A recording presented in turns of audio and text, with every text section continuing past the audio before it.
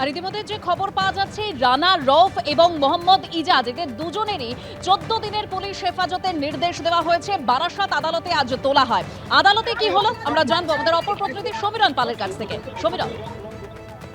দেখো, রানা রউফ আর মোহাম্মদ ইজাজ তাদেরকে আজকে বারাসাত আদালতে পেশ করা হয় এবং আদালতে পেশ করার সময় এসটিএফ তরফ থেকে তাদের 14 দিনের হেফাজত চাওয়া হয় এবং বিচারক 14 দিনের হেফাজতের নির্দেশ দিয়েছে। এবং যেটা বলা হয়েছে, বিশেষ সরকারি যিনি কৌশলী ছিলেন বা তিনি যেটা জানিয়েছেন আদালতের কাছে, যে এই দুজন পাক নাগরিক তারা এই যশোর রোড ধরে হাবড়ার চোংদা মোড়ের কাছ থেকে এদের গ্রেপ্তার করা হয়েছে এবং এদের পরিকল্পনা ছিল যে বাংলাদেশের পেট্রাপোল সীমান্ত পেরিয়ে বাংলাদেশের বেনাপোল সীমান্তে পৌঁছবে এবং সেখান থেকে কাঠমান্ডু যাওয়ার পরিকল্পনা ছিল। এবং তাদের যে মোবাইল ফোন, সেখান থেকে বেশ কিছু তথ্য তারা ডিলিট করে দিয়েছে এবং পাকিস্তানের কিছু নথি তাদের কাছে আছে। তার পাশাপাশি ভারতীয় নথি কি করেছে সেটা তদন্ত করে জানা হবে, এমনটাই আদালতের কাছে বলা হয়। তার পাশাপাশি বেশ কিছু গুরুত্বপূর্ণ চ্যাট তারা ডিলিট করেছে এবং তারা যে জঙ্গি কার্যকলাপের সঙ্গে যুক্ত এমনটাই সন্দেহ প্রকাশ করা হয়েছে।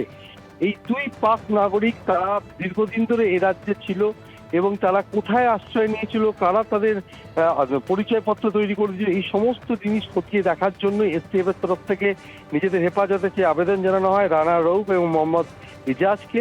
এবং বিচারক 14 দিনের পুলিশ হেফাজতের নির্দেশ দিয়েছে এবং যে তথ্য পাওয়া যাচ্ছে তাদের সাংঘাতিক তথ্য। এবং সেখানে রীতিমতো সরকারি আইনজীবী যেটা জানিয়েছেন যে বেশ কিছু তথ্য তারা ডিলিট করে দিয়েছে এবং তাদেরকে আরো জিজ্ঞাসাবাদ করলে আরো কিছু তথ্য পাওয়া যেতে পারত। এবং তাদের যেটা পরিকল্পনা ছিল যে ভারত থেকে বাংলাদেশ সীমান্ত পেরিয়ে তারা নেপালে প্রবেশ করতো, কাঠমান্ডুতে প্রবেশ করতো, সেখানে কোনো নাশকতার ছক ছিল কিনা সেটা পুরো স্পষ্ট হবে তাদেরকে আরো জিজ্ঞাসাবাদ করলে।